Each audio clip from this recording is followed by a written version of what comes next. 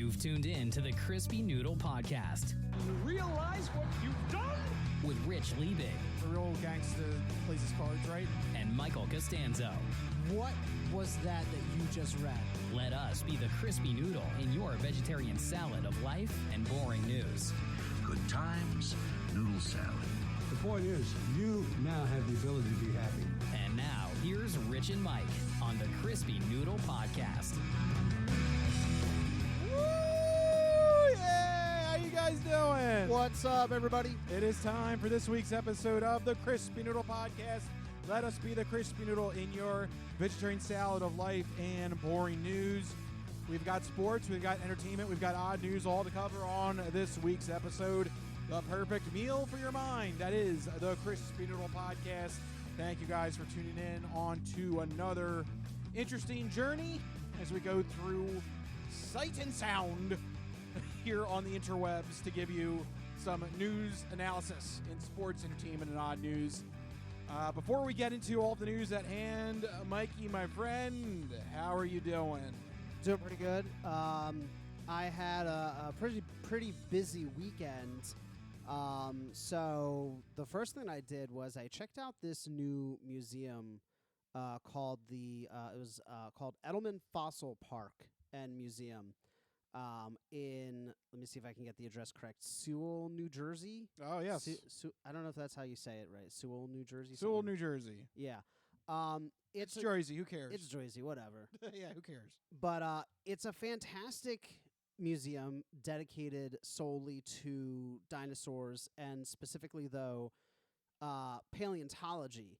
You stupid fucking dinosaur! Get the out of here! I was waiting for Nikki to make an appearance. Yeah, Nikki doesn't like this update. She will not like this museum at all. That dinosaur been working my nerves all night. Yeah, she's not going to like it. Was it all night? She would not like it during the day, during the night, at any point.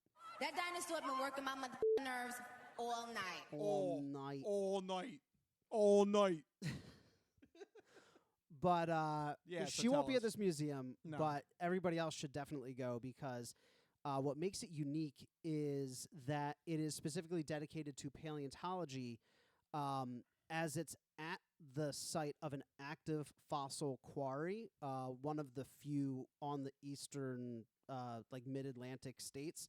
And one of the coolest parts about the museum is that you can pay to go into the quarry and dig for your own fossils, and they let you keep up to, it's a couple of samples of different things that you find. So obviously they're not going to let you keep anything important. If you discover something important, they're going to take it from you and credit you. No, I'm going to take it for myself. You could try dragging back an entire femur or rib cage, but no, they'll take it from you. Most of the stuff you find is like shells, fossilized poop, teeth, stuff like that. I found nothing. I found rocks. I found some ancient clams.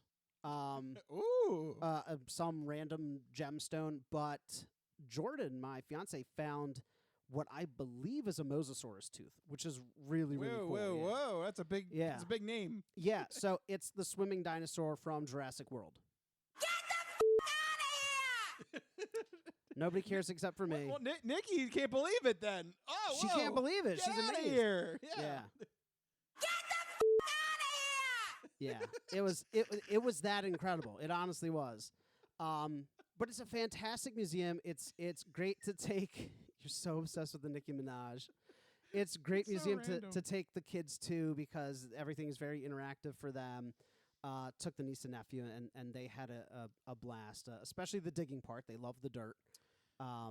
So how far away of a drive is it from Montgomery County to this place? It's about 50 to 60 minutes. Right. So it's not bad. It's about an hour. It's very easy, to go out there and come back in a day. It's not, super, super far away or anything. It was just it's a very small museum. You can do the whole museum in an hour maybe. And then you go and you do your fossil dig and it's basically 2 to 3 hours and you're totally done. You can head on home. So it's a great little afternoon trip. Yeah. And And Jordan got the fossil of the day. She got the fossil. Literally, it was crazy because when we go back to the dig station for the paleontologists to help us identify what we got, she showed them, and their exact words were verbatim, "Oh crap." And they took it from her because they had to go consult with all the other paleontologists to make sure that it wasn't something really significant. And then they brought it back, and they're like, it's probably a shark tooth. But one of the other paleontologists, he was like kind of like nudge, nudge, and wink, wink. He's like, you guys should do a little bit more research. I don't think that's a shark tooth. And everything that we found says it's a mosasaurus tooth, it seems. Whoa, okay. Yeah. So it's like pretty cool, yeah. Get the out of here! Yeah, see, not even Nicki Minaj can believe it. Yeah, Nicki Minaj literally doesn't believe you. She's just completely Get the out of here! shocked and surprised. That dinosaur been working my nerves all night. She's just upset because she didn't find a fossil. Yeah, that's why. It's jealousy. Yeah, just pure jealousy. All night. All night. Yeah. And then the other big thing I did was we got together and we rewatched Agatha all along. Yeah. Which was was fun. great for spooky season. Yeah, start to Check get that out. ready. Yeah, starting to get ready because it's officially October here now. So Except the weather doesn't know it. I mean, here in Philadelphia, it's still stuck in the 80s. still stuck in the 80s. Damn, I know that I'm giving the weather report, but yeah, I'm getting annoyed. Like, come on, it's supposed to be chilly. I want my chilly fall weather. It's You not want here. your chilly weather so you can have chili. Yes. You I can't wanna- start soup season when it's Yeah. 80 degrees outside. can't- You're sweating into your soup. I can't cook a soup in 80-degree weather. No. No. It feels wrong. Yeah. So yeah, the weather's been crazy. Someone call the weather people up. This is Call not them. good. Excuse me, hello. Yes, you need to lower the temperature, please. Yeah. Just like Mr. that. Weather. Mr. Weather, hello. Come on, help me out here. So you weren't making any soup, but what else did you get up to this weekend? We went to the Renaissance Fair. Nice. Yeah, Rachel loves to go. She loves to go every year, so we Yeah. went up. But the thing, you already know what I'm going to talk Yeah. about. Yeah. There's now, when you walk into the Renaissance Fair, like it's like right in the main strip, there is now a dedicated lightsaber stand. That's very much not Renaissance. Why not? It counts. Does it though? Yes, sure. Were Why were not? they jousting with lightsabers? You can with these. The ones that they sell are actually like designed for fencing. Yeah, you mentioned that they were like super durable, designed Yeah. specifically for like actual like play fighting. Yeah. So of course I had to buy one, but now I'm like, oh my god, I can't go back to the Renaissance Fair. Every year, If I go back to the Renaissance Fair, I'm going to spend more money on lightsabers, and then I'm going to be broke. I'm gonna spend more money on that's your addiction. I can't stop buying lightsabers. They're so cool, They are really cool. and they have a whole wall of like character inspired Yeah. designs. It's like when you go to buy like the Harry Potter wands and they have one based on every character. It's the Yeah. same thing, but like for lightsabers. yeah, But the one that I would be interested in would be like Darth Maul's lightsaber, like Which- the double bladed one. But that's going to be that's the most expensive. that's super expensive. because you have to yeah. buy 2 blades, Man. but it is cool. like it's that. very That cool. would be like the pipe dream lightsaber. Yeah. Like maybe you save up a couple Renaissance fairs and then you go get the Darth Maul. What do you think? I have to someone's gonna have to put blinders on me or something. I have to not pay attention to that store. Because I can vouch. I mean, when you showed me the lightsaber, like it was hefty. Like Yes. it didn't feel like a toy lightsaber. It felt like this is probably what a real lightsaber feels like. Like it was. It's from got weight on it. It yeah. felt it was made out of metal, Yeah. right? Like it was like solid. Like The hilt the hilt was is, yeah. It was like hefty. I was like, oh wow, that's like a legit lightsaber, yeah. or what I And- imagine a legit lightsaber would feel like. right. And in my collections, I could only afford a Vader and an Anakin Skywalker lightsaber back in what was it? Back in 05, 06. Yeah, So I never got the green one. I never got the one that Luke made in Jedi. yeah, So that's the one I bought. So now I've got the trilogy. nice. I've got the red, the blue, and the green. So outside of those 3 big ones, what would be your next big lightsaber acquisition? You know what's weird? What? I am instinctively drawn to the Count Dooku one. I was gonna guess that one. Really? Yeah, it's such a unique hilt. Yeah, because it's it's curved. Yeah. Yeah. And So even though I think the story went Christopher Lee, he had a little bit of arthritis, so he wanted something to craft his hand. But also Christopher Lee was actually trained in fencing. So he wanted to be able to do legitimate fencing moves for whatever, B-roll that he could film. He's a weird guy. I mean, yeah, he had a lot of things to his credit. Like, because he was also the guy from Lord of the Rings, right? Yep. And I think one of the famous behind-the-scenes thing was he was telling, I don't remember if it was George Lucas or Peter Jackson, where he goes, that's not what a man sounds like when he gets stabbed. Peter Jackson. Yeah. Yeah, it's it's like, Peter Jackson story. What? Because he fought in World War II. Yeah, he knows and so he knows what it sounds like when people get stabbed. And these directors, they're just like... like, that's crazy to hear somebody say that to you. I would have to argue Christopher Lee, in terms of like scope of franchises, I think he might have like the biggest collection between Star Wars, Lord of the Rings, and Bond. He was a Bond villain. Wow, yeah, he really just like touches everything. And then not to mention, of course, Dracula. Yeah. Like he really had his imprint on a lot of different franchises. He's like everywhere. Yeah, so I mean, I don't know. I think it's hard to find one actor that tops that filmography. Yeah, I mean, in terms of popular franchises. Yeah, I mean, just being a part of both Star Wars and Lord of the Rings, you have the entire nerd like sphere. Yeah, like, and then Bond. And then Bond, the action hero. And I think he was like a professional stage actor too. Like, oh yeah. So yeah, he's done everything. Yeah. So Count Dooku would be your next, though. It's interesting because my eye. It's such a niche. And they like had blade. one there. Yeah. So it caught my eye instantly because it's the curved. 99% of lightsabers I think aren't curved. Right. I don't think there's another one that does a really bendy curve like that. Ahsoka has like a slight curve. Yeah, I was gonna say that's the only one that I can think of that's like notable, and she has like the white blades too, which kind of makes it unique. Right. So no, that Count Dooku curve is very prominent. Yeah. So that'd maybe be the next one next year. Count Dooku. Maybe Obi-Wan. Okay. I guess I don't have actually Obi-Wans. Maybe Obi-Wan. Yeah, I feel like you'd have to get his at some point. Yeah. But you got to keep it balanced. You have two. Well, how do you count Anakin's? Right. See, that's like because you have Anakin and Anakin could go either way. Spoiler alert: you have Anakin and Darth Vader. So Jesus Christ, I'm just making sure. No, the worst part is I know people that haven't seen Star Wars. I'm just like, what?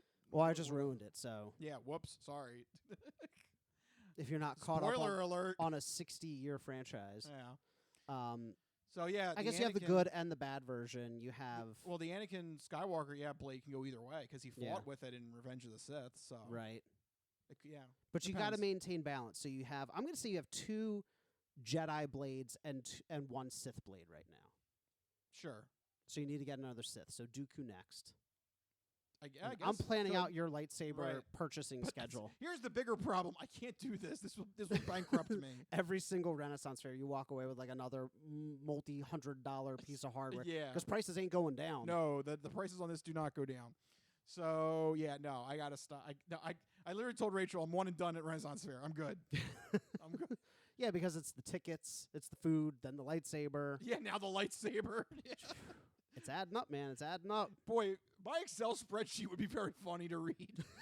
All the expenses, like it's like electric, gas, it's like lightsabers. Wait, what? Yeah, my lightsaber budget. Yeah, I gotta build into that. Got to factor it into the budget. Yeah. All right, so there you go. That's what we've been up to this past weekend. Give you a little personal bit as to what we've been up to. We need to get into news topics at hand. So let's jump into the first batch of topics. They revolve around sports. It is time for the Sports Sampler. So you're not good at sports. It's a very small part of life. Sports. In your face. Ha ha! That's right. Sports coming at you in your face. I want to point out one more thing, actually, before we delve into football news. Got to give it up for the Phillies. I'm wearing red. Woo. The Philly. Yeah, that's right, dude. Be excited. Yeah, I'm going to do stuff. Woo! Mamma mia!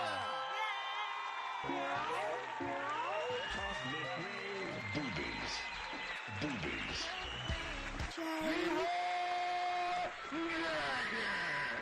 What does this guy think he's an Indian?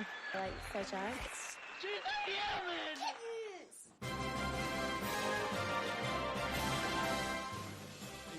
want to give, the Phillies finished number 2 in the National League. So that means they get a bye week. Nice. And I think they're number 2 overall as well. So it's just the entire the league. National League. Oh, in terms of the entirety of baseball, they're the second best team this year, aren't they? I don't know. I think someone in the American League has Oh. They got to at least crack that. But anyway, in terms of the National League, they are the number 2 seed, so that means they get a bye week.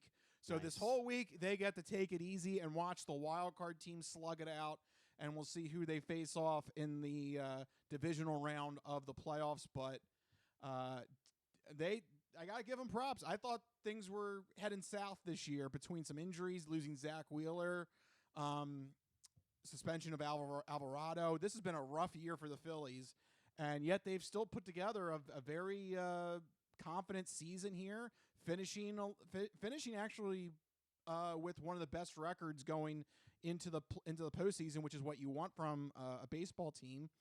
And we'll see how far they go. Maybe this is it. Maybe this could be the run. This could be. I mean, they have one of the best records in baseball, and they have no division rivals in the playoffs. No, it seems. that's another good thing. Sorry, Mets. You guys suck. That is so good. They spent all that money on Juan Soto, and it got them nowhere. Sometimes those big acquisitions backfire. Yep. You know? And the Yankees are smiling. They're in the playoffs. They did have to settle for a wild card spot, but they are in the postseason. At least they're in, right? Meanwhile, the Mets are, watching 13 games behind at the end of all things? Yep, and they're watching from the living room. Man, that's a terrible So much for that performance Juan Soto signing. for having such a big acquisition. Yeah, we were all thinking like, oh, this is it. This is the switch. Nope. Yeah, we won our division by a wide margin. Yeah, Mets. I'm just going through all the different standings. I think we had the largest margin. Yeah, the Mets completely fell apart in Yeah. August and September. Love it. That's So, great. Sucks to be you. Well, this could be the start of a run, like you said. Hopefully it is. So I'm giving the Phillies props. I'm wearing my red polo. So there you go, Phillies. Good job. Enjoy your bye week, but then turn it back on because the division round is very fast. It's only best of 5. So make sure you guys are well rested for that series this weekend. All right, now let's get into football. There you go. Mike's happy now. Yay. Yay. Actually, no, he's not happy because I want to talk about this. Exactly. The Packers-Cowboys game, Sunday Night Football, ends in a ridiculous 40-40 tie. What the hell? You're gonna be okay. Say the goddamn words. You're gonna be okay. Oh, God. Say the goddamn words. Mikey, say the words. I just don't understand how you can collectively score 30 points in the fourth quarter and then both teams only manage a field goal in overtime to end in a tie. And they took it all the way down to the wire. The Packers, the last series of plays were so bizarre. They had like 20-some seconds left. They take a shot. It goes nowhere. And then they take absolutely forever to get lined up. And then they snap the ball again with 11-ish seconds left, something like that, and heave the ball into the end zone. And, of course, it was incomplete, but with only 1 second left, where just enough time to kick a field goal to tie. Like, such bad clock management there at the end to try and make something happen. Very ridiculous. Very ridiculous. That 10-minute time frame I feel like is not enough for the game to be settled. Is that just me? So 10 minutes is in that range where you could have a team that's really good at controlling the clock basically bleed the entire quarter out. Yeah. We've seen the Eagles last year go on 8, 9, 10-minute drives, you know? Yep. So that's the entire overtime quarter, where if it were a standard 15 minutes, it's really hard to drag out a drive for 15 minutes. Yeah. Like almost impossible, I think. And I don't think you would see as many ties. No. So you're advocating for an extra 5 minutes. Just keep it a standard quarter length. That, and I also want to go back to the Rich Eisen solution. I want whoever gets the kickoff in the beginning of the game should automatically get the first kickoff in overtime. I want that. Yeah. You've said this before because it changes how you approach Because the strategy at the end of the game. Because if a team, in the fourth quarter knows that they're not going to get the ball back in that overtime period, they're going to be more likely to go for it at the end of the game and not be like, oh, let's just hope for overtime. Right. You know? I think that would help out too. Yeah, I mean, potentially. Yeah, I think those are two easy changes that they could implement and hopefully cut down on the number of ties. Because... Well, what would be your solution? You don't like ties. I would have just played another quarter. You just keep going. Or just, sudden death after that point. Next points, any points, wins the game. Like, you know what I mean? So in your situation, do teams still get the ball? Do each team get the ball? So you would play a quarter. If it's still completely tied at the end of that first overtime quarter, then the very next score in the second overtime quarter wins the game outright. Could be a field goal, just sudden death at that point. Okay. Give them an entire 10-minute quarter, then have a second 10-minute quarter. Next score wins automatically. Doesn't matter what it is. So does the timing really matter then? It should be just general overtime. Just keep going. Cool. Is that what I'm asking you? No, I mean still do another quarter, and maybe in that second quarter, the team who kicked at the beginning of the game gets the ball back. Like do it like halves. Okay. You see what I'm saying? So what happens if it's still tied? Oh, you mean it ends in 0-0? Oh, yeah, I see what you're saying. You really think it's gonna? I don't know. I'm just. I guess you have. Devil's advocate. I guess you have to know. You know what you could do? You could do like I heard this strategy. This idea floated before, where you start attempting, what is it like goal to go situations like at the 5, at the 10, at the 15, at the 20. Yeah, what college does. Yeah. It's what do you call it in soccer where they get the 5 best guys and you take it's like a penalty kick. It's like play or shootout at the end. Yeah. I don't know if I like that. Why not? I don't know. You draw up your 5 best plays. That also how many touchdowns can you score out of your 5 best plays? And as someone, Eagles would always win because we would just do 5 tush pushes. Yeah, and as someone who bets, that throws off total points. I don't like that. I hate care. that in college. No, that's exempted from it. It goes how about this? The scoreboard gets wiped.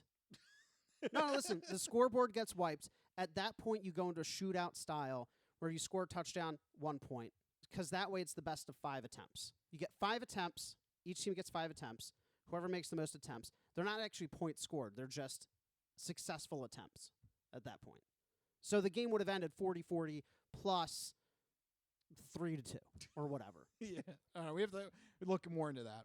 But Modern anyway, problems require modern solutions. Yeah, but anyway, absolutely ridiculous. And also, these are 2 teams you hate, the Packers and the Cowboys. Isn't it fitting for Mike that, these 2 teams that Mikey really hates, they can't even come to an agreement on who sucks more? Yeah.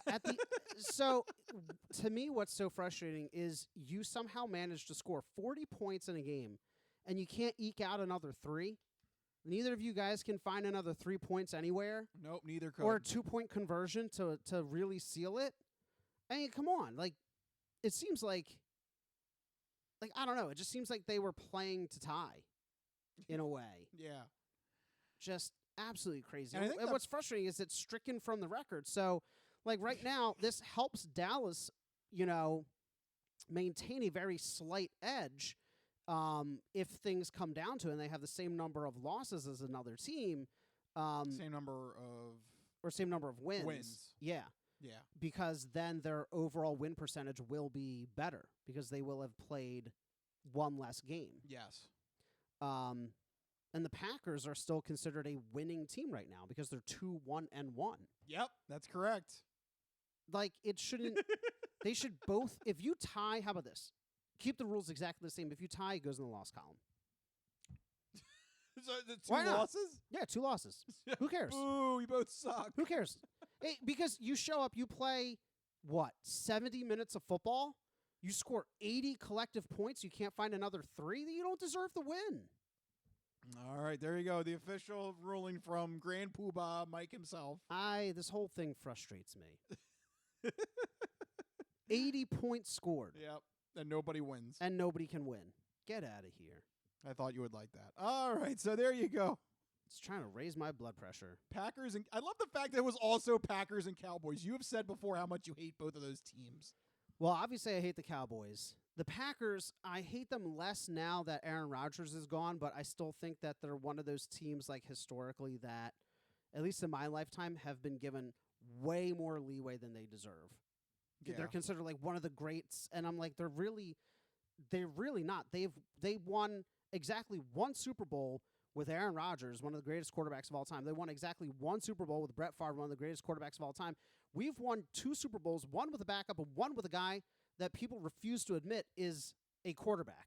So, like, what are these other teams doing? I've gotten very high on our own supply now that we've won multiple Super Bowls. All right. Well, how about this? We won multiple games, so let's get into the Eagles game on Sunday. They did pull out the win, 31-25, but how do you feel about it? That. Yes. That's what I feel about. I thankfully did not watch this disaster of a game. Because from all accounts, first half, fantastic. Go into the half 24-6. Yeah, they were actually doing really, really well. Most football fans, you're looking at that score, you're going, yeah, there's a pretty good chance we got this one. And then Tampa Bay rears its ugly head. I don't know what it is. That city, that team, just... It's the heat. It is. It's the heat. We always play them in September in Tampa. Yeah. Like 5 years in a row. Yeah. The temperature on the field, I think it was like close to 110. Yeah, ridiculous. It's ridiculous. You're so gassed by the fourth quarter. And the second quarter, it was abysmal. I mean, we put up, like I said, 24 points in the first half, 7 in the second half. Meanwhile, Tampa Bay comes screaming back, almost pulling out a win at the end, but we narrowly held on, thanks in no part to the offense. Yeah, again, still looking flat. Very flat. The defense held Tampa Bay to 6 total points in the first half. I'm almost willing to forgive them for giving up 14 in the third, but they were the only part of the team playing was the defense at that point. Yeah, I am not a big fan of Pertulo's play calling so far. Yeah, so what is the real problem? I know we talk about it every single week, but do you think it's as simple as Patullo just sucks at designing plays or calling plays? I think designing plays, because you're getting feedback from A.J. Brown. He's not getting open. Well, is that feedback or is that cryptic tweeting? I think it's feedback. Okay. Saquon Barkley's not having a good run. I know, because I have him on my fantasy team. Boy, what a pick. Yeah. And it seems like Jalen Hurts is taking hits. Yeah. I saw some comments that said that Hurts looks like he may have been concussed on one big hit he took. I mean, I don't know. I don't want to chalk this up to just, something like that. He got leveled. He got rocked. In that third game. Yeah. There was a blitz coming off of the side in that Rams game. He didn't see that coming. I could believe that one was a concussion hit. He didn't, because that was just a Mack train coming at him, and he took that hit. My personal theory is that there is, separate from the play calling has been an issue, but separate from that, I think that the play calling is being stymied by potentially some kind of injury along the line or with Saquon that is preventing them from playing at their full potential. They just do not look the same. They don't get the same kind of push that they do. They're not opening up the gaps like they used to. Saquon's getting contacted before the line of scrimmage way more frequently than he did last year. Yeah. I think last year he had one of the best yards before contact. Now he's getting contacted behind the line of scrimmage.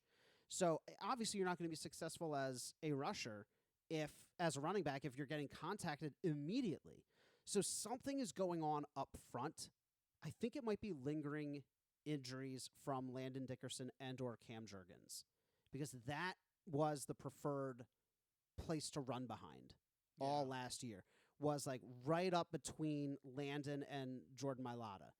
You'd have the big guy, you'd have Mekhi Becton pull, or you'd have Landon Dickerson pull, but it was always, routinely up that left side. That's where you saw all those big runs, right? Yeah, it was on the left side, yeah. Think to that Rams game, the crazy long run was straight up through that gap on the left side.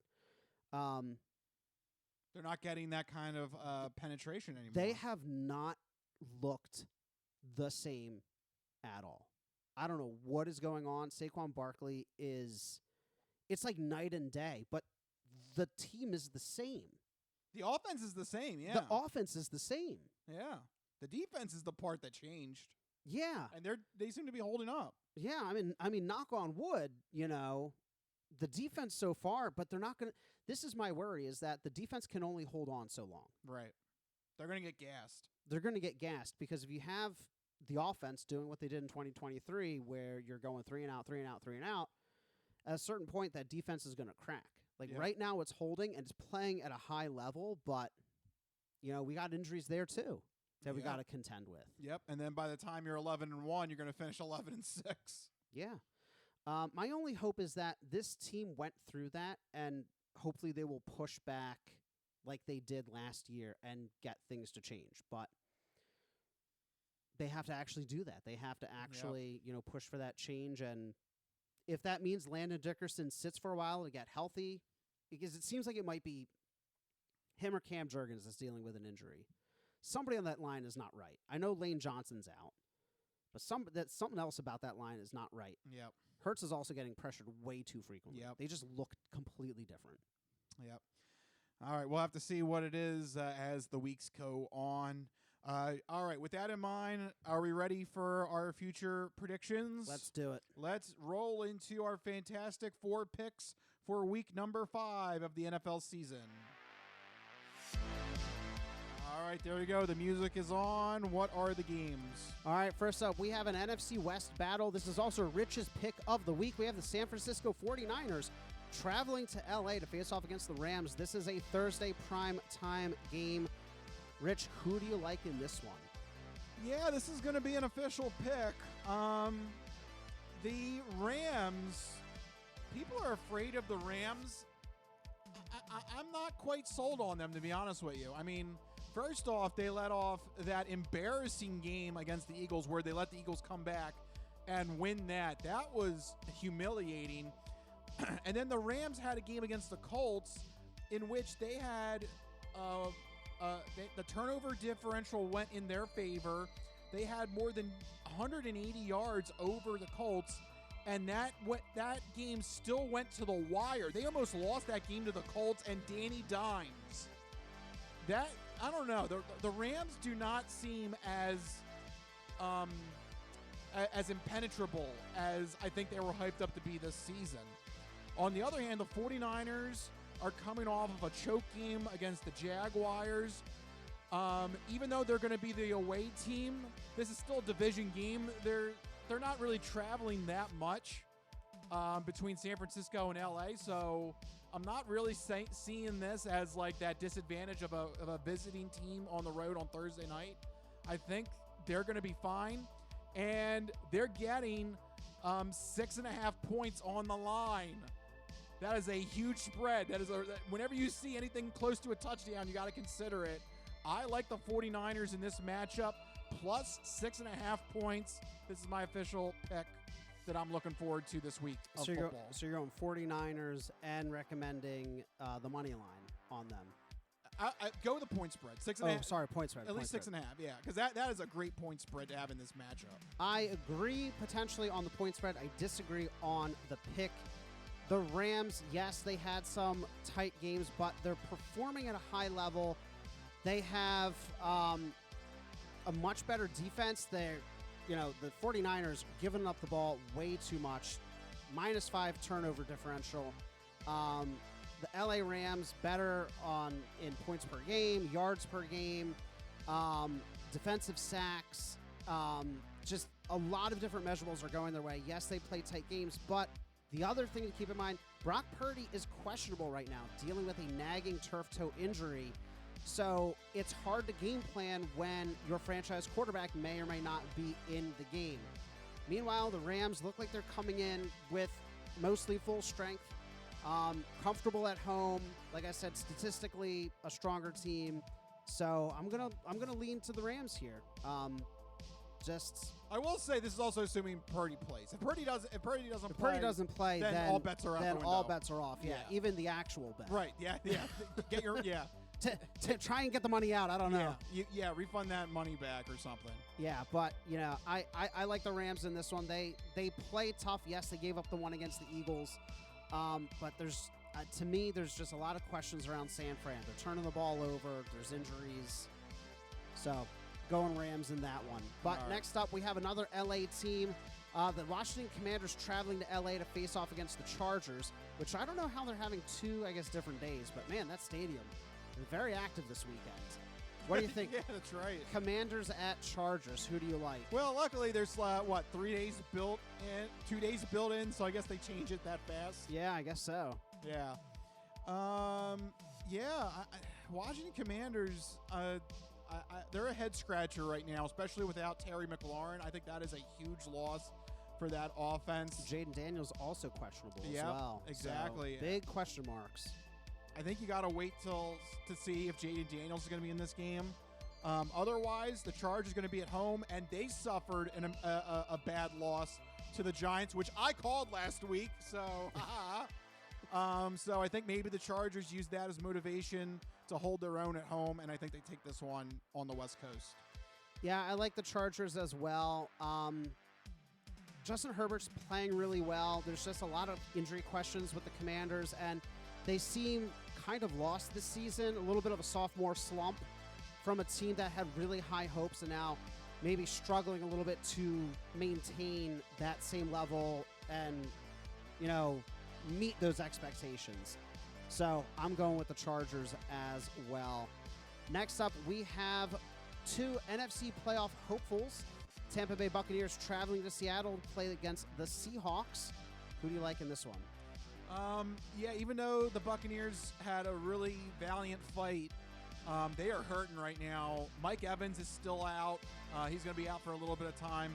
And I think Baker Mayfield is still on the injury report. He might be questionable for this game. Whereas Seattle, they're just nice and steady. I really like this team with Sam Darnold. I think they're a nice source of consistency. I'm going to go with Seattle at home. Yeah, Seattle's been one of the surprises here this season so far. Like you said, very consistent.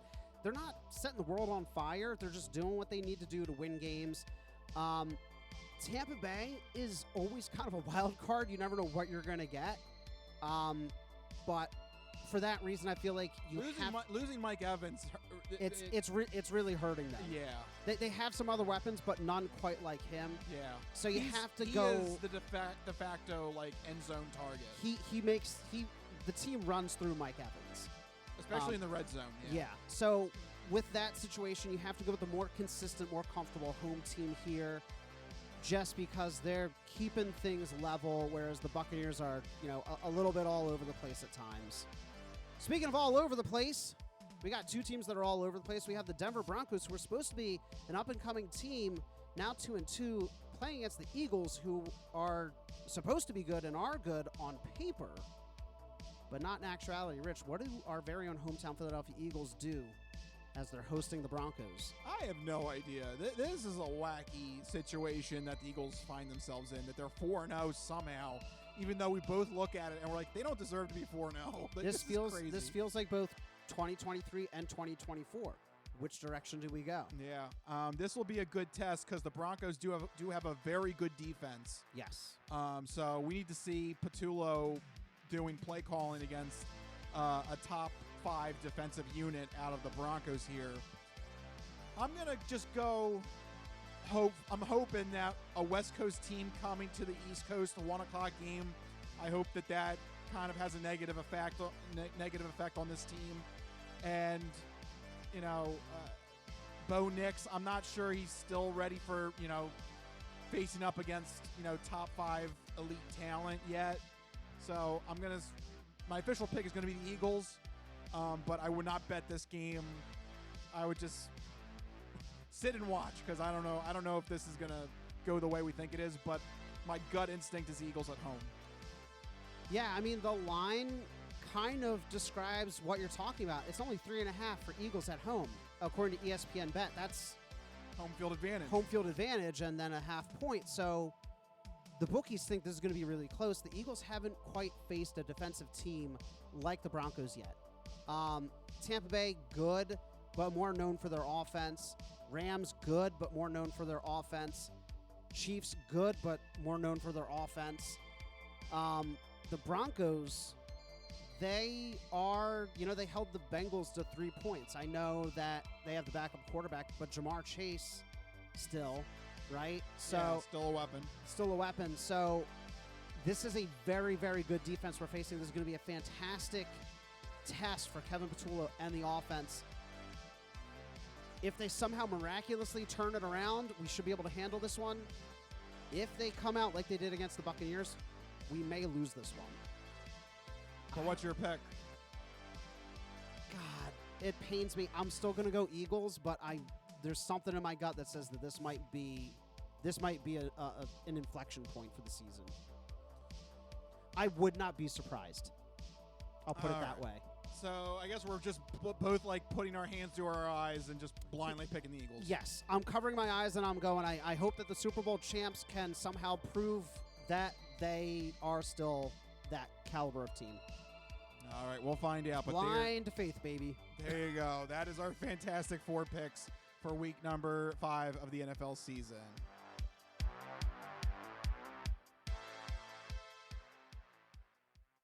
All right. Yeah, I know. I mean, be honest though. If the Eagles lose against the Broncos, would you be shocked? No. And I think that's the key there. No. But God, I hate Sean Payton. I hate him too. I really do. Yeah. Such a punk. Yeah. Good luck. Anyway, there you go. That's how we'll end the sports sampler on that note. Boo. Boo Sean Payton. Yeah. All right. We got to take a break. We're going after individual people. We need to rein it in. Yeah, we got to calm the Philly stuff and take a break. But don't go anywhere because we still got the entertainment entree and the non-fortune cookie odd news when we come back. This is the Crispy Noodle Podcast. We'll be right back.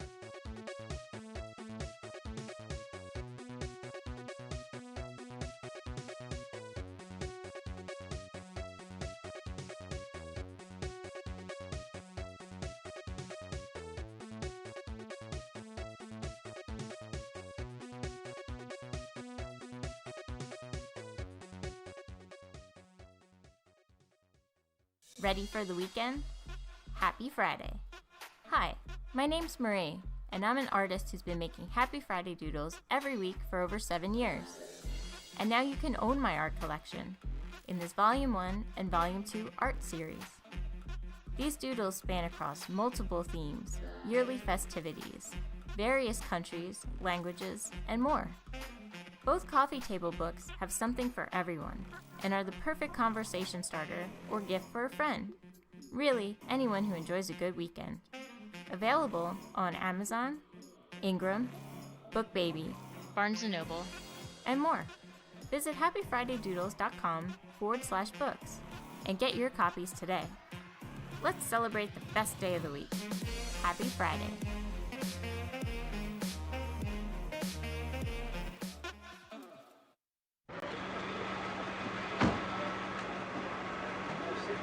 Just a moment, you just assured me that I could speak. Sit down inside the car. We're not assuring anything. We're under arrest. Look, I'm under what? Come on. Gentlemen, this is Democracy Manifest. Have a look at the headlock here. See that chap over there? Get your hand off my penis! This is the bloke who got me on the penis before. Get some cups. Why did you do this to me? Hop in the car. Get some cups. For what reason? What is the charge? Eating a meal? A succulent Chinese meal? Oh, that's a nice headlock, sir. Oh, yes. I see that you know your judo well. Good one. And you, sir, are you waiting to receive my limp penis? Now, get your hands off there. No, we've only got one cup. Ta-ta and farewell. So I guess get him in the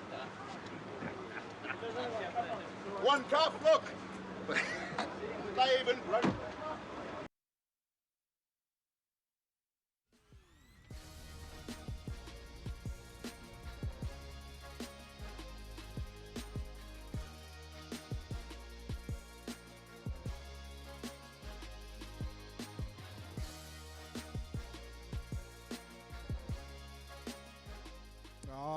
we're back here on the Crispy Noodle Podcast.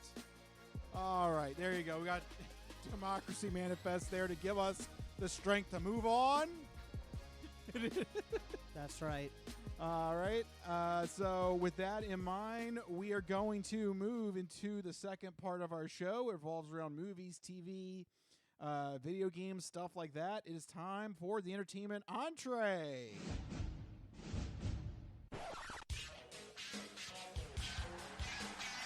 And now, the latest in movies. The Simpson guy writes to movies. Dear Die Hard, you rock. Especially when that guy was on the roof. Music. I know what that is. That's music. Video games. I'm Commander Shepard, and this is my favorite store on the Citadel. Celebrities. You really know Warren Beatty? Yes, I do. I took a leak next to him once at the Golden Globes. And more. You were the all-singing, all-dancing crap of the world. This is the entertainment entree.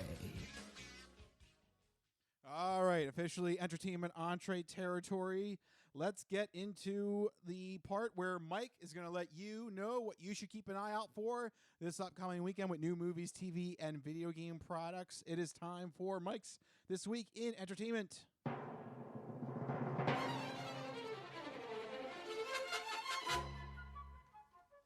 All right, Mikey, what do you got for the people? All right, first up in television, Nightmares of Nature is a new Netflix docuseries that puts a unique twist on the genre. This is actually a nature documentary series shot like a horror series. So it's taking some animals like frogs, snakes, raccoons, crocodiles, and shows how they face off against actual real-life horrors from nature. So I don't know what that means, but... Okay, we'll find out. Yeah, I guess imagine a scary movie, but featuring animals, and it's a documentary. I like animals. I've been kind of into scary movies recently, so I'll give it a shot. Do you like scary movies? Is that from something? I mean... A little bit. Like I try to do Scream, but I can't get the deep voice. Oh, I need I the voice was like, I don't know what changer. that is. Yeah, you need like the modulator thing. Yeah. But yeah. Yeah. Anyway, Nightmares of Nature. Check it out on Netflix. Oh yeah, my favorite thing is Nightmares of Nature. Yeah. What is that? I did not get that recommendation. Yeah, I don't know. In video games, I'm just going to move along. Yep, go ahead. In video games, Ghost of Yotai is coming exclusively to PS5. This is the long-awaited sequel to the hit Ghost of Tsushima. This entry in the series features a completely new hero in a new part of Japan seeking vengeance for the murder of her family. Reviews are already incredibly favorable, with the game scoring an 87 out of 100 on Metacritic. I played Ghost of Tsushima. It is a wonderful open-world action RPG. And it looks like Ghost of Yotai is going to do much of the same. The gameplay is so fluid and honestly visually beautiful. It does this really cool thing where there's very limited markers on the screen, and you just kind of like follow the natural, like the wind like shows you where to go kind of thing. It's hard to describe unless you play. There's no like giant yellow arrow pointing you in a direction. Where do I go? Exactly. You got to figure it out yourself. Ah! So that's I'm lost. That's Ghost of Yotai. But Nintendo fans also get a great release this week with Super Mario Galaxy plus Super Mario Galaxy 2 on Nintendo Switch 2. This is a remastered collection of the Super Mario Galaxy games from the Nintendo Wii, I believe. It comes with both games and features upgraded visuals, new gameplay assists, and other improvements. So it seems like it might be a good buy for longtime fans that haven't played these games in decades, or for people who are new to Nintendo consoles like myself. But if you've played them recently, there was another remaster of them recently, it might be one to skip, because it doesn't seem like it offers huge improvements. But that's what we're looking forward to this week in entertainment.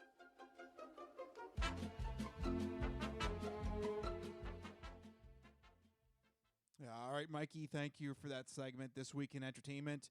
Let's have an update, because when we last talked about Jimmy Kimmel, he was just about to come back on the air. And we've got numbers back from I guess it's like it was a boycott or a something like that about Disney Plus. Yeah, it was a boycott of Disney Plus. Subscribers unsubscribed in droves to try to send a message to parent company Disney to obviously get ABC to reinstate Jimmy Kimmel. And it worked.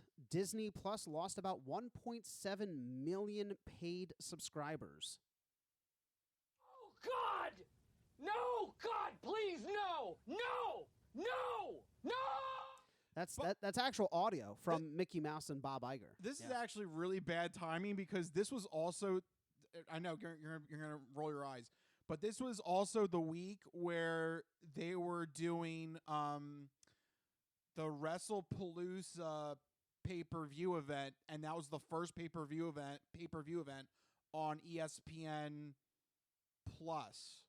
The streaming part, yeah. ESPN, so WWE was like banking on this week that like this was going to be their show of like, oh, how many people we can get to launch your new app. And instead, Disney Plus lost almost 2 million subscribers, which is not a small number. So yeah, and it came very, very quickly as well. I think this all happened over the course of like a couple of days. Yeah. Because that's all Jimmy Kimmel was gone, was basically a week. So I think I saw somewhere it was like a 400% increase in like normal subscriber attrition rates. Obviously, subscriber counts ebb and flow, but this was like 400% more than the expected. Which is alarming to Disney and shareholders. And, of course, it's all about that shareholder value. Yep. So Disney, obviously we know the outcome. They forced ABC to bring Jimmy Kimmel back. But the affiliates, the local affiliates, remember we talked about Sinclair and Nexstar said, no, we're not bringing Jimmy Kimmel back on our local affiliate stations. We're just going to show news instead. They have officially caved. And now Jimmy Kimmel is back on those local affiliates as well. So back nationwide, finally, after a weekend change? Yeah. Of this great nightmare. Back and forth, a nightmare. This late night nightmare. So is this a win, or is this just I feel like a warning shot of things to come? I feel like this is the tip of the iceberg. Yeah. I feel like there's going to be some more. When they come for one, they come for all. Yeah. Yeah, I think get ready for another domino to hit. Yeah. I mean, they managed to get Stephen Colbert out because that's different in that they're just completely ending their late night programming. Yeah. So, whether that was influenced by other factors will remain a mystery. Wink, wink. Jimmy Kimmel was very explicitly a targeted, I would say, censorship. Yeah. Or an effort to censor. So the fact that they're taking these shots shows that they are willing and able to continue pushing that boundary. And it's something that we need to, as people who subscribe to these services, keep an eye on and, let our voices be heard by either unsubscribing or, doing whatever you can in your way to make sure that we're allowed to have the entertainment and information that we have the right to be able to seek out, Yeah. And people on our airwaves be able to say what they think and feel and not be, afraid to lose their jobs or lose their shows. So, yeah. Yeah, good for now, but yeah, I don't know, man. I think this is the tip of the iceberg. Yeah.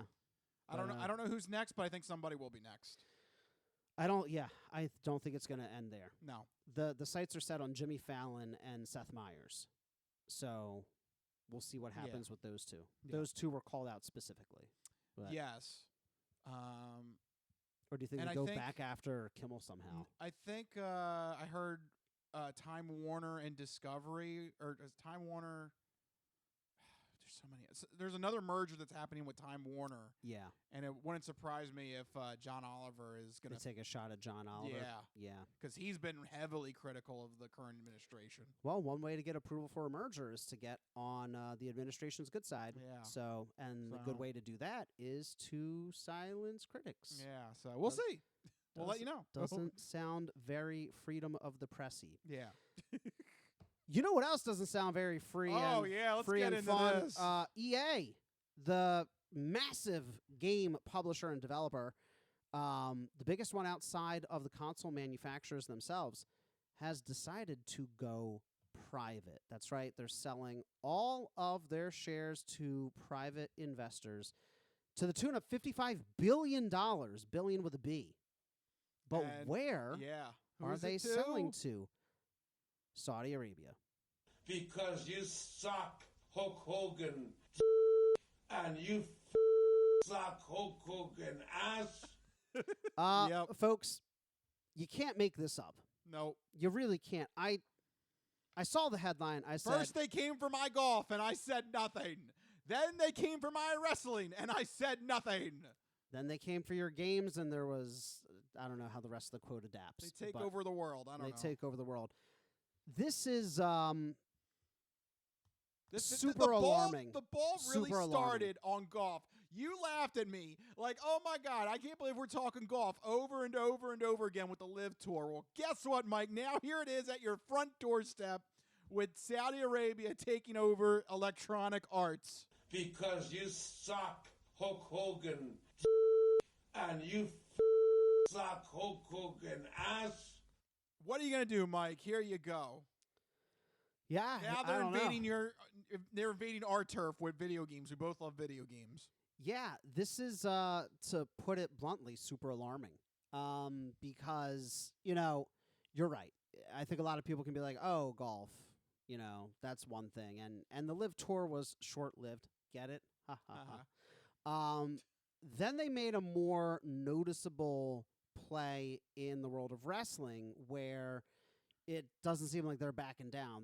They've got WrestleMania 2027 coming to Saudi Arabia in 2027, and that's not going to be the first or last time that they make investments there. So they have a clear foothold in our sports world, and now in our entertainment world, buying Electronic Arts. That's just so bizarre to think of a foreign country owning the largest video game publisher in the world. Yes. Outside of the console manufacturers themselves. Yeah, I don't know. I don't like the way that Saudi Arabia is buying our sports, buying our entertainment. The Public Investment Fund.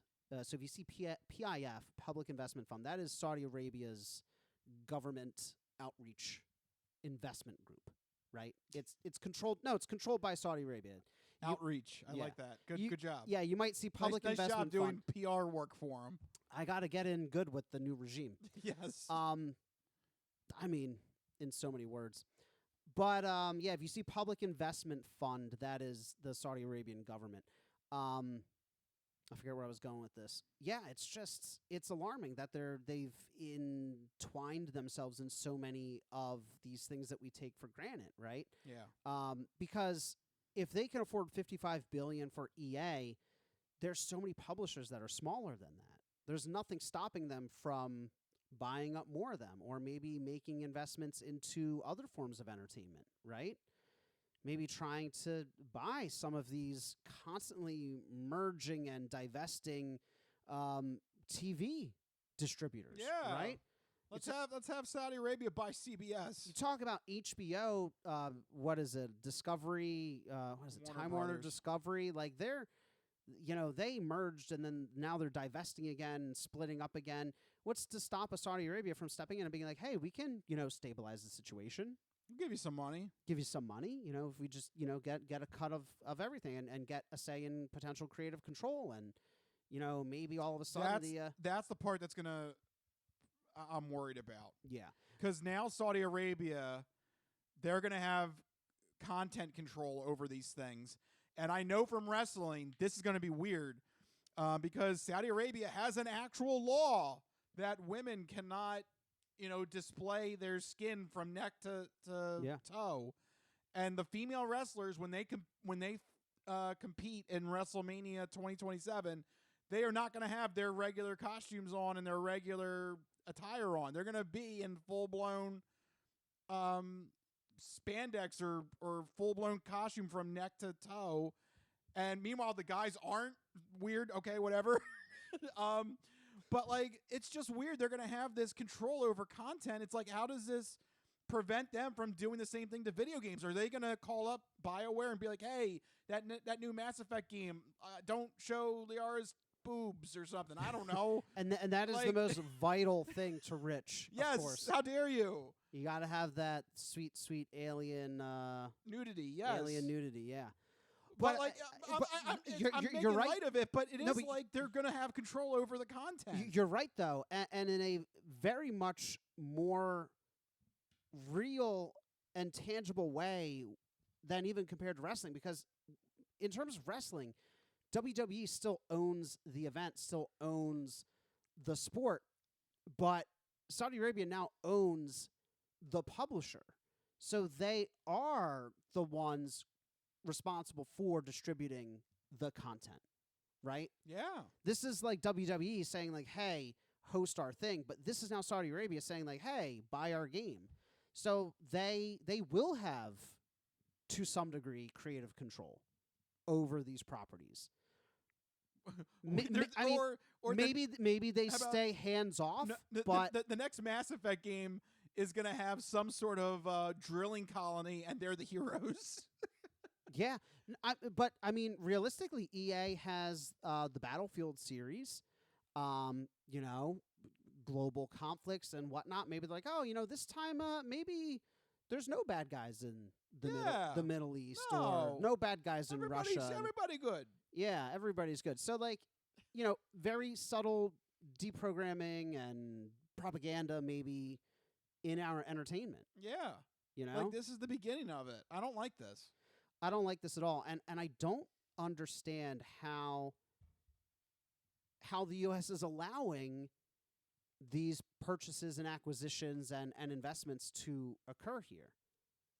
It's just they see no cause for concern. They want to ban TikTok because, God forbid, the Chinese government sees our chicken Caesar salad wrap recipes, but they have no problem with a foreign government investing in our sports and entertainment that are being beamed directly into our homes and consumed by our, very susceptible children and elderly parents. Yes. So it's just a little curious to me. Yeah. And not something that I look forward to, or... I'm telling you, I said this before, give it 5 years, there's going to be an NFL game in Saudi Arabia. It's coming. I would not be surprised. Coming down the pike. I would not be surprised. The NFL is pushing really hard into the international game space. They already did a game in Brazil and in Mexico, so they're getting their players used to hotter temperatures. It's like, oh, we can play in Brazil and not have any kind of ill effects. Why don't we have a game in Saudi Arabia? In Saudi Arabia. No big deal. And they'll pay us $15 billion. Yeah. So it's alarming from that perspective. It's also alarming because they've already said that they want to leverage AI to help reduce costs. So not only are they buying the largest publisher and potentially delivering us propaganda, but also now using AI to create that. So it's not even good. It's not even fun propaganda. Can you imagine an AI-written Mass Effect game? Like... Hello, Liara. Nice ass. Right. Oh, wait, no, sorry. That wouldn't be appropriate for No, Saudi that wouldn't be Arabia's. appropriate. Nice tentacles. Nice tentacles. Nice head tentacles. Nice head tentacles. But the other knock-on effect of this for the video game industry in general, something that I could see happening is potentially more acquisitions in the video game space. Yeah. This is the first shot. This is the first shot, but not just from Saudi Arabia, but we saw a bunch of acquisitions about 2-3 years ago when Microsoft and Sony started buying up a bunch of publishers and developers. But now, if Sony and Microsoft and Nintendo see, well, if EA can be bought, everybody's on the table. EA is the biggest. So when you talk about publishers, the companies who publish the games, not make them, but publish them, it is Sony, Microsoft, Nintendo, the console manufacturers, and then it's basically EA. And they were just bought. So anyone is on the table, right? Take-Two, Square Enix, Ubisoft. What's to stop them from being gobbled up? What if Microsoft now is like, ooh, that's scary. We don't want to lose out on a chance to acquire more studios and more publishers, and they go and they buy a Take-Two, or Sony goes and buys Ubisoft or Square Enix.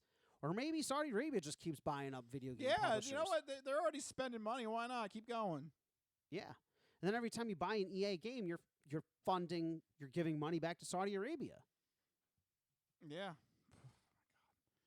They're also buying comedy. Did you see that too? By the way, there's a comedy There's a full-blown comedy festival.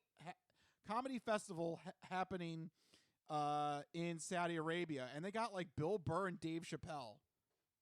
Yeah, weird. They are spending money like it's going out of style. They are just trying to consume. It's it's like we're having. Remember way back when we would joke about Dennis Rodman and basketball diplomacy? Yeah, we're getting basketball diplomacied.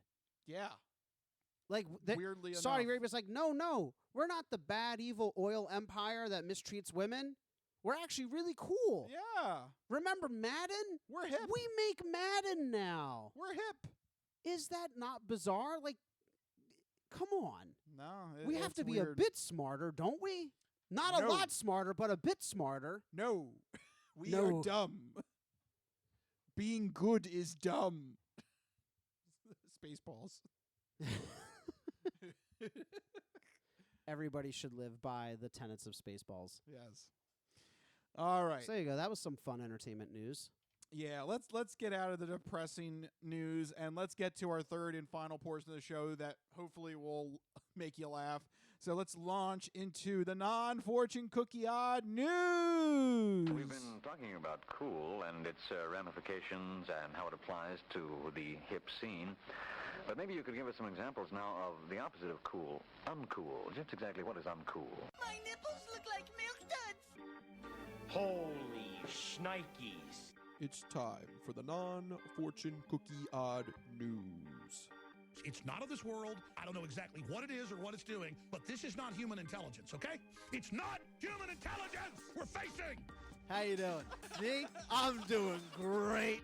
Mandada basata. I don't make this stuff up. I'll take a pound of nuts. That's a lot of nuts. That'll be $4, baby. You want fries with that? I seen the celery dance across the baseball fields. You had me at Meat Tornado. No, go past this part. In fact, never play this again. Okay. What does that mean? And now it's time for the non-fortune cookie odd news. So sit back, get everything you need to get from the kitchen. Be sure and empty the bladders, go to the bathroom, because you're in for a hell of a ride.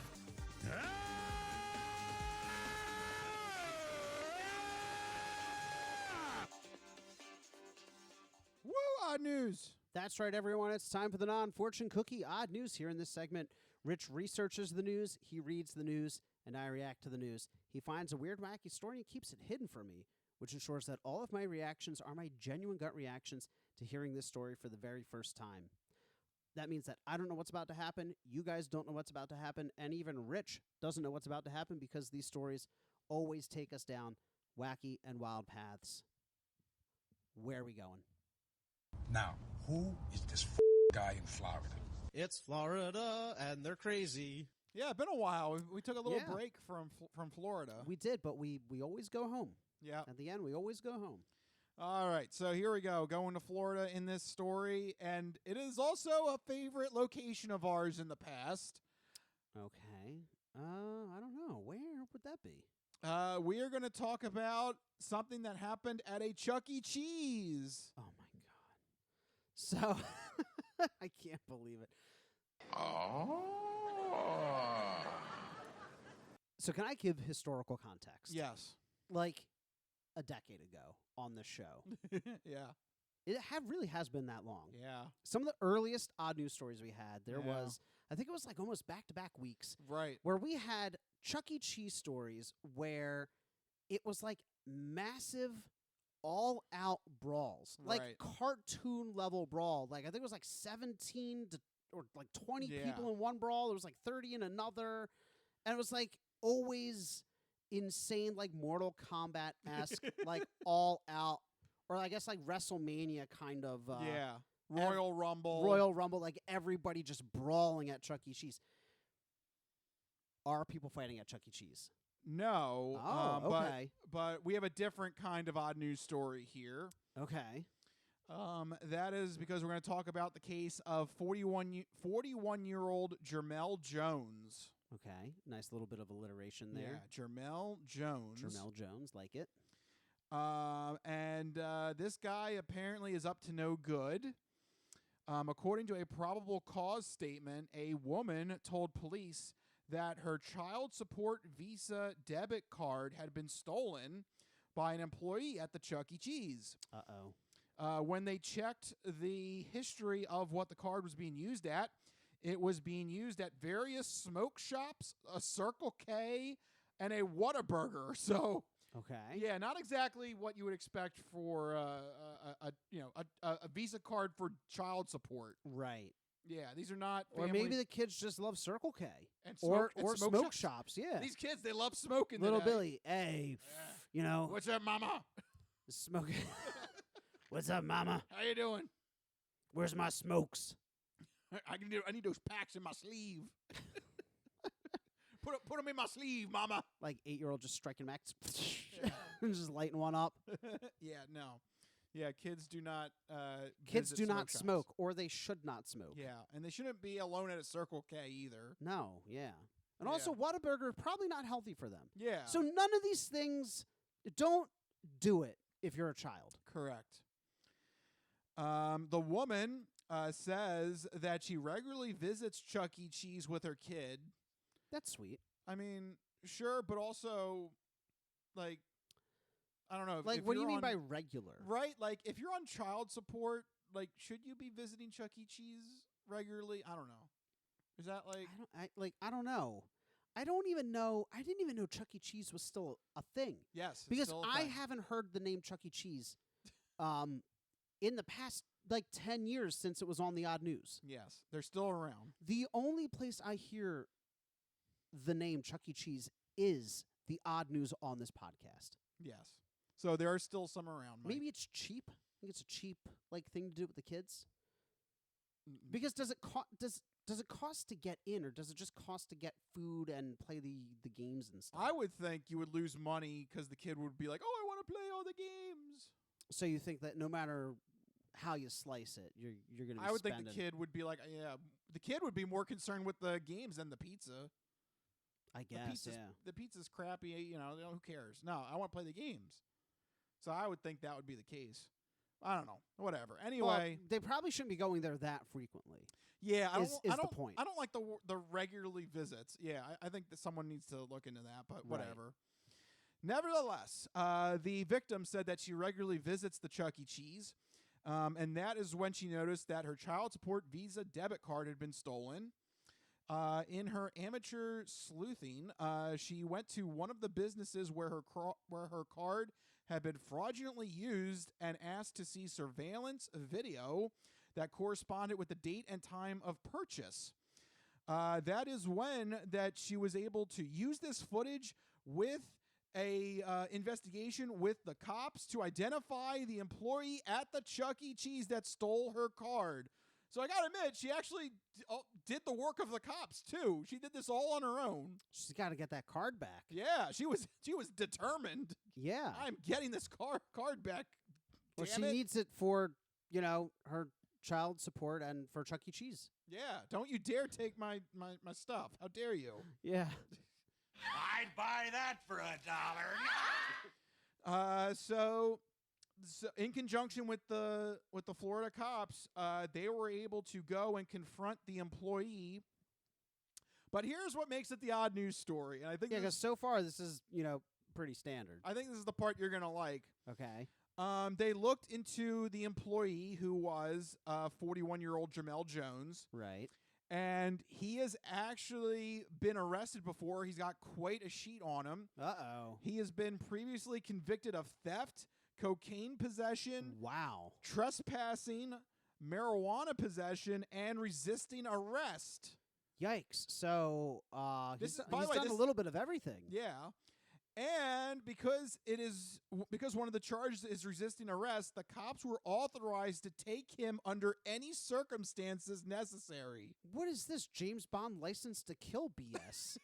A little under bit any concerning. circumstances. What does that mean? That means that this guy, Jermell Jones, had to be arrested as is. Oh, this no. dude is the guy that actually portrays Chuck E. Cheese. No. Yes. So to the kids, it looked like Chuck E. Cheese got arrested. Oh, no, that's so depressing. Oh no. Mommy, where are they taking Chucky? Don't look, Billy. I'll be right back, kids. I hope you're watching the video feed because we got the stills there on the video feed right now. Yeah, that's so funny. They are literally it arresting looks like Chuck they're- E. Cheese. Yes. Chuck E. Cheese is literally being arrested. They can't let him change, though? Or even take off. Guys, he's still wearing the head. Like, they don't even let him take off the head. Come on. You know the cops did that for the photos. That's insane. This cannot be made good. It's shameful. It's a shameful, shameful day. The head's not going to fit in the cruiser. You have to take the head off. Look, it barely fits through. You got to watch the video feed, guys. The head barely fits through the door. How is he going to fit in the back of a cop car? I can't believe they didn't take the head off. That's insane. Like, nope, exactly as is. That's what it said in my instructions. That's malicious compliance right there. Don't even let him take off the helmet. Come on, those suits are hot too. That guy's dying in there. Oh man, I just love the fact it really looks like Chuck E. Cheese, the mascot, is being arrested. That is some bad publicity. Like Chuck E. Cheese committed this crime. I know they say any press is good press, but that's pretty bad press. Look, ever since Chuck E. Cheese lost significant amount of weight, he's been up to no good. Right. Yeah, it's the drugs. It's the drugs. He's on drugs. I mean, clearly. He's on meth. I like this news story that Chuck E. Cheese is actually on meth, dropped a bunch of weight, and that's why he's getting arrested, is for the meth. Those poor kids. What would make this better is if they stormed in there in the middle of one of those birthday parties that you can get, which I just looked up. They start at $99, which is pretty affordable. So what? You want to have a birthday party there now? I'm not saying I'd be against a birthday party at Chuck E. Cheese. Actually, I don't know. Would it be weird? I think it would be weird. Yeah. Yeah. What do you get in a birthday package for Chuck E. Cheese? Do I get to watch Chuck E. Cheese get arrested? Because if that's Florida, part of is that an upcharge? In Florida, you do. That's part of the base package. That's the Florida birthday party. That's the Florida package. Yeah. Because I would pay to see that. That'd be pretty insane. You're just sitting there eating microwave pizza, then all of a sudden the cops storm in. They tackle Chuck E. Cheese. He's playing his little. Do they still do the animatronic banjo? I don't think they do. No. I think they got rid of it finally. Got rid of it? Yeah. That was the whole reason for Chuck E. Cheese. Well, What look, are you talking about? they now have mascots being portrayed by the employees. That's crazy. And some of them are up to no good. Those no good mascots. Put the guitar on the floor now. Drop the guitar. Drop the microphone. Get your hands behind your ears. It just starts shooting at Chuck E. Cheese. I said now. I said now, damn it. And I know who it's coming from because I back-traced it. And I know who's emailing and who's doing it. And you've been reported to the cyber police. Well, I mean, the cyber police was the victim. She tracked this all down, and she got help from the cops, and they busted him. So there you go, Chuck E. Cheese. I love the fact the photos look like Chuck E. Cheese did the crime. Chuck E. Cheese is the perp. Yes, I love that. And you know that, like, the manager of that location is going, come on, we needed that costume. Yeah, right. Is the costume evidence now? So, like, yeah, do they have a backup costume, or does the next kid's birthday party just gonna have like a sad guy in like jeans and a t-shirt pretending to be a mouse? Yeah. Without a costume, how do you have to face paint the next guy? Like, do you just cancel all the kids' birthday parties? Sorry, Billy. Chuck E. Cheese got arrested. Chuck E. Cheese is in the slammer, so no birthday party. Yeah, we have sad news, Billy. Chuck E. Cheese got arrested. Poor Billy. He just always has such a rough go of it. Yeah. That's great. I love that. Yeah, I just love these stills. It really looks like Chuck E. Cheese. Like, it looks like something out of a bit, right? Yes. Like, it doesn't look real. Yes. Like, the thing that people need to understand if they're not watching the video is that he still has the head on. That is the craziest thing to me. Because the cops know 100% that people are going to be taking photos of this. They could have taken that head off. They could have allowed him to change or taken the head off, and they didn't. Yeah. That was a deliberate choice. Yeah. That is amazing. I think it worked well because now it's on the Odd News. Exactly. It was perfect. Jones initially denied that he swiped the victim's visa, but a simple frisk of Jones turned up the Visa card. He actually still had it on him. Come on. Oh, man, yeah, we can't defend you. Come on. Oh, now you fucked up. You have fucked up now. Yeah, Chuck E. Cheese is not a very smart criminal. Crazy. Still having the stolen At least get rid of it. Use it and toss it, right? Yeah, come on. That's basic criminal 101. Right. That's entry-level classes. Yeah. So, yep. This is pretty much a open and shut case here. Jones was booked into the local county jail on multiple felony credit card thefts. I guess because he's had previous histories of this. So it's not looking good for 41-year-old Jermel Jones or Chuck E. Cheese. However you want to believe. Chuck E. Cheese. Yeah, however you want to believe this story. Because with those previous charges in his past, he's definitely going to get felony counts. He's going to be in jail. That's a significant charge. Yeah, I mean, this is just the latest in a long string of issues for Chuck E. Cheese. I mean, it's after Chuck E. Cheese went bankrupt, he really went heavy on the meth. He went heavy on the meth. Yeah, lost a whole lot of weight. Of course, he turns to crime to support the meth. Obviously. I really don't. Now I'm thinking about it and I'm seeing it. I really don't like the redesign of Chuck E. Cheese. He's weird looking. Yeah, like I remember the old classic logo. Like he was like more happier and like his face was more fuller. Yeah, this mouse looks like he's like strung out on drugs. Yeah, it really does kind of look like Chuck E. Cheese has hit some hard times. Chuck E. Cheese looks like their financial records. Like, that's the only way I can describe it. Like, if you could picture, like, oh, I wonder what the state of Chuck E. Cheese is. Picture, like, the state of that as a company. Now, picture a mouse who works at that company. That's what Chuck E. Cheese looks like. This is it right here. Right here on the video feed, this is the current state of Chuck E. Cheese. He looks depressing. I mean, also, him being handcuffed might contribute to that depressing look, but I just love the image where his head is, like, slightly bent. Like,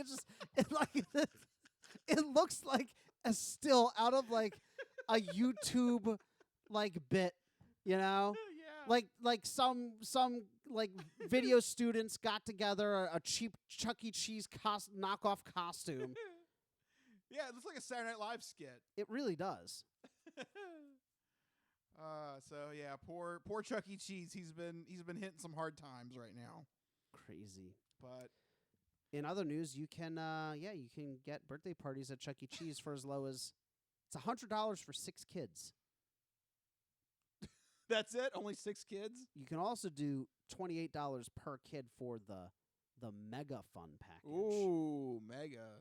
You get the Chuck E. Cheese birthday show. So I think that's... Is this the birthday show? I think that's the birthday show. You get to watch Chuck E. Cheese be arrested. This is the Florida birthday show. Yeah.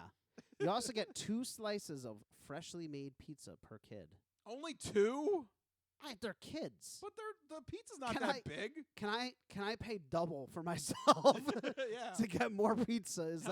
Is that fair? Yeah, those slices aren't that big. No, they're not. No. Man, that's lame. Yeah. So I don't know.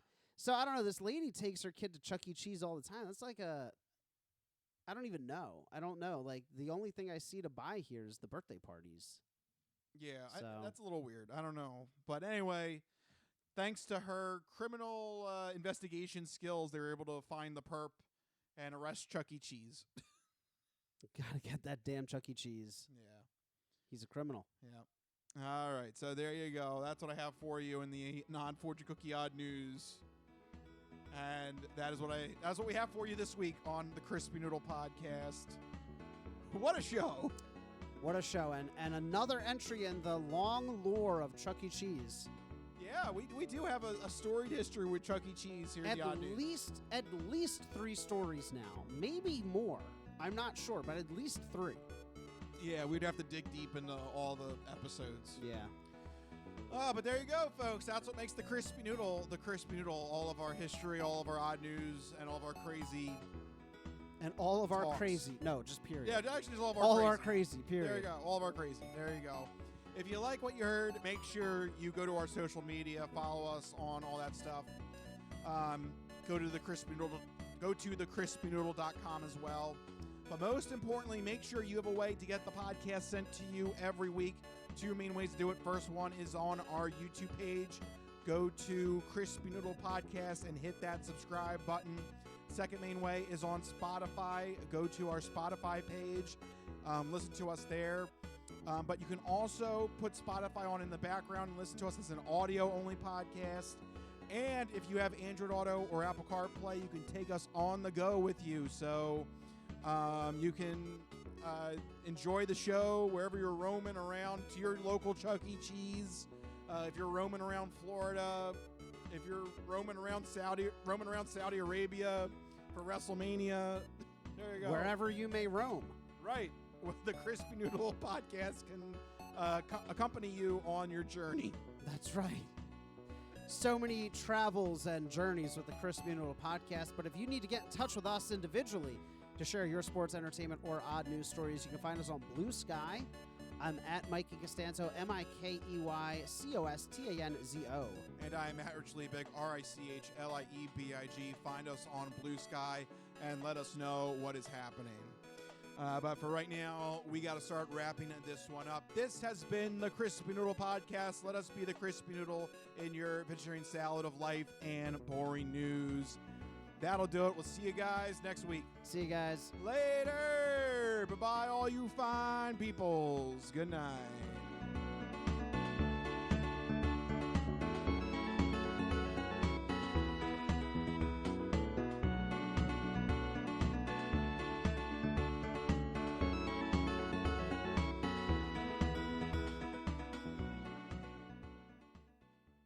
Some of us have great stories, pretty stories that take place at lakes with boats and friends and noodle salad. A lot of people, that's their story. Good times, noodle salad.